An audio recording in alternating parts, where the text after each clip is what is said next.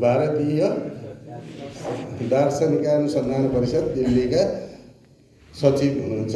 उहाँलाई अध्यक्षीय मन्तव्य प्रदान गर्न म हार्दिक अनुरोध गर्दछु।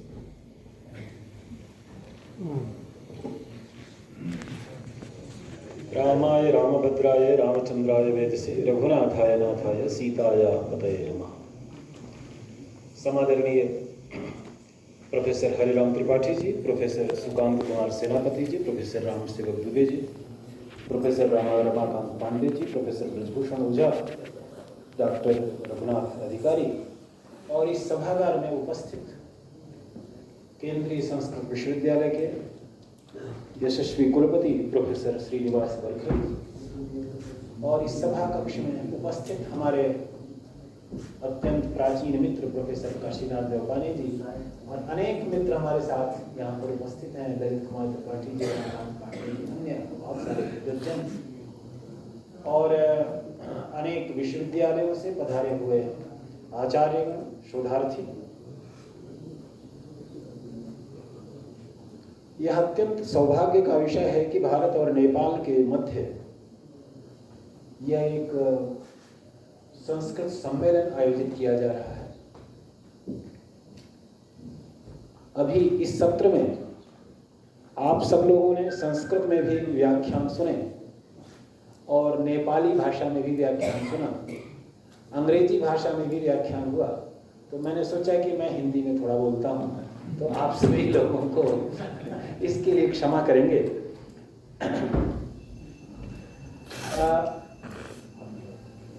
शास्त्राध्ययन की दशा और दिशा को अगर सुरक्षित रखना है, मजबूत करना है, तो संस्कृत का अध्ययन अध्यापन थोड़ा मातृभाषा में भी करना जरूरी होता है। और इसी वजह से हम लोग जब पढ़ रहे थे अपने आचार्यों से, वशिष्ठ त्रिपाठी जी हों, राम प्रसाद त्रिपाठी जी हों या अन्य जो आचार्यगण हों, हमारे गुरुजनों में कुछ एक ऐसे भी अध्यापक थे, उदासीन महाविद्यालय में पढ़ाने वाले गिरिधर भट्टराई जी थे जो नेपाल से थे। उसके अलावा हमारे सहपाठियों में बहुत सारे ऐसे विद्यार्थी थे जो लोग नेपाल से थे। उनमें से एक अन्यतम है प्रोफेसर काशीनाथ देवपानी जी, जो हमारे साथ ही साथ पढ़ते थे। हम दोनों सहाध्यायी हैं। और शास्त्राध्ययन की दशा और दिशा को देखने के लिए ये देखना बहुत जरूरी है कि नेपाल के जो विद्यार्थी हैं और जो भारत के विद्यार्थी हैं, वे लोग संस्कृत के क्षेत्र में क्या कर रहे हैं। और अगर कुछ उदाहरणों को लेकर के देखा जाए तो 3 तर्क भाषाएं तो अन्य प्राचीन विद्वानों ने लिखी थी, आप सब परिचित हैं बहुत सारे लोग। बौद्ध तर्क भाषा मोक्षाकर गुप्त ने, केशव मिश्र ने न्याय तर्क भाषा लिखी थी, ईश्वर विजय सूरी ने जैन तर्क भाषा लिखी थी, काशीनाथ देवपानी जी ने मीमांसा तर्क भाषा लिखी थी। तो ये एक परंपरा है, जो परंपरा लगातार जीवित चल रही है और उसको बढ़ावा मिल रहा है। हम लोगों को अभी हमारे सामने अनेक बहुत महत्वपूर्ण व्याख्यान दिए गए, जिसमें एक बहुत अच्छा व्याख्यान प्रोफेसर रमाकांत पांडे जी के द्वारा दिया गया, जिसमें उन्होंने हम लोगों को लाभान्वित किया ये बताते हुए कि किस प्रकार से नेपाल के विद्वानों के द्वारा कितने महत्वपूर्ण कार्य किए गए हैं और किस प्रकार से शेषराज रेग्मी और अनेक बहुत सारे आचार्यों के द्वारा संस्कृत के शास्त्रों के संरक्षण में, उसके परिवर्धन के लिए कार्य किया। वस्तुतः किसी भी शास्त्र का संरक्षण करने का एक ही तरीका होता है कि उसको पठन पाठन में लाया जाए, उसको आधार बना करके गंभीर शोध किए जाए। अगर ये कार्य किया जाता है तो संस्कृत या शास्त्र के अध्ययन और अध्यापन, उसकी जो दशा वह भी बेहतर रहेगी और दिशा हमेशा ही उत्साहजनक बनी रहेगी। इसलिए हम सभी लोगों का यह उत्तरदायित्व है, वस्तुतः जो संस्कृत पढ़े हुए हैं और जो अभी संस्कृत पढ़ रहे हैं, उन सभी का यह उत्तरदायित्व है कि उच्च कोटि के शोधों की तरफ हम लोग अपने आप को लगाएं और संस्कृत को एक बहुत बड़ी बात, बहुत अच्छी बात अभी थोड़ी देर पहले कही गई थी, ब्रजभूषण ओझा जी ने इसको रेखांकित किया था कि राम प्रसाद त्रिपाठी जी जैसा विद्वान आज तो उपलब्ध उस तरह से नहीं होता। लेकिन ये भी देखने वाली बात है कि आज से 30 साल पहले ललित कुमार त्रिपाठी जी जैसे विद्वान भी नहीं दिखाई पड़ते थे, या हमारे श्रीनिवास वरखेड़ी जैसे विद्वान भी नहीं दिखाई पड़ते थे। जो लोग आधुनिकता और प्राचीनता, पारंपरिकता दोनों का संगम लेकर के चल रहे हैं और दोनों के साथ साथ, क्योंकि नए नए समय की नई नई अपनी चुनौतियां होती हैं और उन नई चुनौतियों को साथ में रखते हुए हमको नए परिप्रेक्ष्यों में शास्त्रों की संगति, शास्त्रों की प्रासंगिकता और शास्त्रों के महत्व को परिष्कृत करना होता है। हम अगर सोचें कि जो पंक्तियां हैं उन पंक्तियों को स्मरण रखें, वो भी एक बहुत महत्वपूर्ण कार्य है, क्योंकि वो तो आवश्यक है, प्राथमिक चीज है। लेकिन उसके साथ साथ नए तरीकों से उसके बारे में भी विचार करें, देखें। हमारे सामने जो कुछ भी हमारी अगर व्याकरण की इतनी महत्वपूर्ण परंपरा है या अन्य शास्त्रों की जो महत्वपूर्ण परंपराएं हैं, उनको किस प्रकार से अन्य विद्याओं के साथ जोड़ सकते हैं जो आधुनिक विद्या है।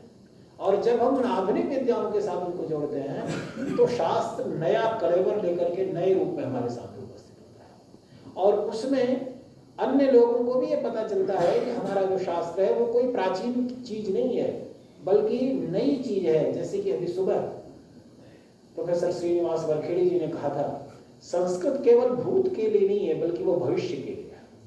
संस्कृत को हमको भविष्य की रक्षा के लिए, जिस भविष्य को हम निर्माण करना चाह रहे हैं, जिसमें भारत, क्योंकि भारत जब हम बात करते हैं या नेपाल की जब हम बात करते हैं तो कौन से नेपाल की बात कर रहे हैं?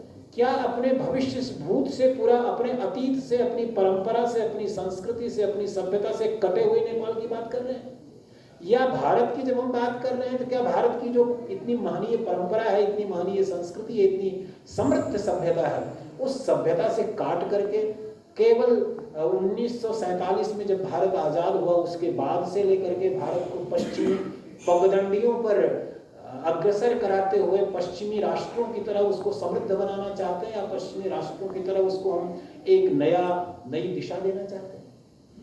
अगर ऐसा करना चाह रहे हैं तो हमारा भारत तो नहीं रहेगा, बल्कि वह पश्चिम का ही एक विकृत रूप बनकर के रह जाएगा। तो हमारे लिए ये चुनौती भी है कि हम आधुनिकता के साथ उस भारत का जो अपनी पूरी समृद्धि के साथ, पूरे गर्व के साथ, पूरी परंपरा के साथ हमारे सामने उपस्थित है, वह आज प्रासंगिक बने और उसमें वह आगे बढ़े, विकसित हो, और विकास के साथ साथ संस्कृत भी आगे बढ़े। संस्कृत का जो व्याकरण है वह भी अन्य भाषाओं के व्याकरण को मार्गदर्शन कर सकता है।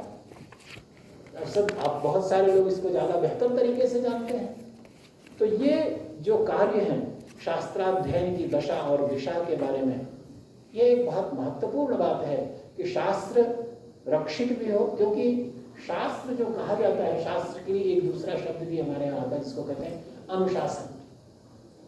अथ शब्दानुशासन से व्याकरण शास्त्र शुरू होता है, अथ योगानुशासन से योग शास्त्र शुरू होता है। तो ये जो अनुशासन और शास्त्र, ये दोनों एक पर्याय के रूप में हमारे सामने उपस्थित होते हैं। और उस अनुशासन के लिए अंग्रेजी में एक शब्द आता है जिसको हम कहते हैं डिसिप्लिन।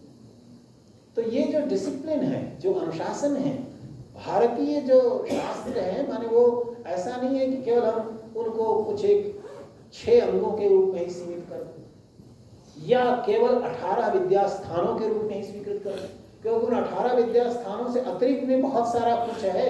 आप उसको देखिए तो वहां पर पता चलता है उससे अधिक भी शास्त्र की अपनी मर्यादा है और चीजें हैं, और उनको अगर हम लेकर के हुए चलते हैं तो ऐसी स्थिति में आधुनिकता के साथ बढ़ते हुए शास्त्र को वर्तमान परिप्रेक्ष्य में भी हम स्थापित कर पाते हैं और कर पाएंगे। तो ये हम लोगों की अपेक्षा है और हम चाहेंगे कि हम सभी लोग इस दिशा में आगे बढ़ें।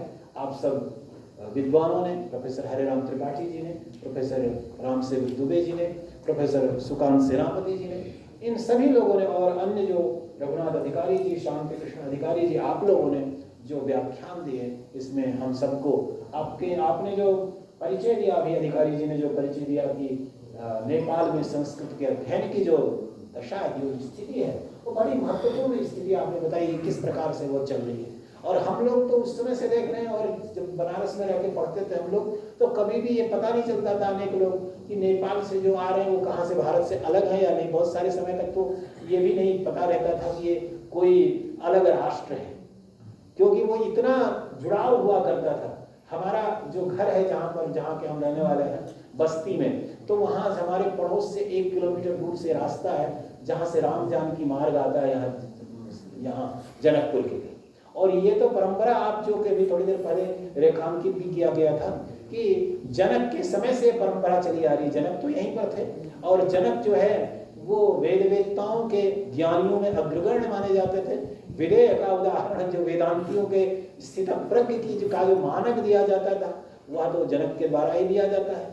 और ऐसी स्थिति में उनके यहाँ याज्ञवल्क्य और गार्गी का शास्त्रार्थ हो रहा है। वो एक ऐसा मानक हमारे सामने है जो जिसमें एक विदुषी, एक ऋषि का एक दूसरे ऋषि से शास्त्रार्थ कर रही है, जिसमें न तो लिंग का उस तरह का भेद है, न तो किसी उस अन्य चीज का भेद है, और सब एक विशिष्ट तरीके से। और वह एक याज्ञवल्क्य शास्त्र कह रहे हैं कि भाई ये हमको आवश्यकता है गायों की, तो ले चलो। और वो गार्गी वहां पर प्रश्न करती है, पूछती है। तो ये एक ऐसी भूमि है जो विचार की भूमि है, ऋषियों की तपस्थली है। और यह ऋषियों की तपस्थली, मुनि शब्द के लिए वैयाकरणों ने बताया है मननान मुनि। मुनि जो होता है वो कौन होता है? जो मनन करने वाला। और तो जो मनन करने वाला है, और ये जो मनन करना है वस्तुतः वो सभी विद्याओं के लिए बड़ी महत्वपूर्ण चीज है।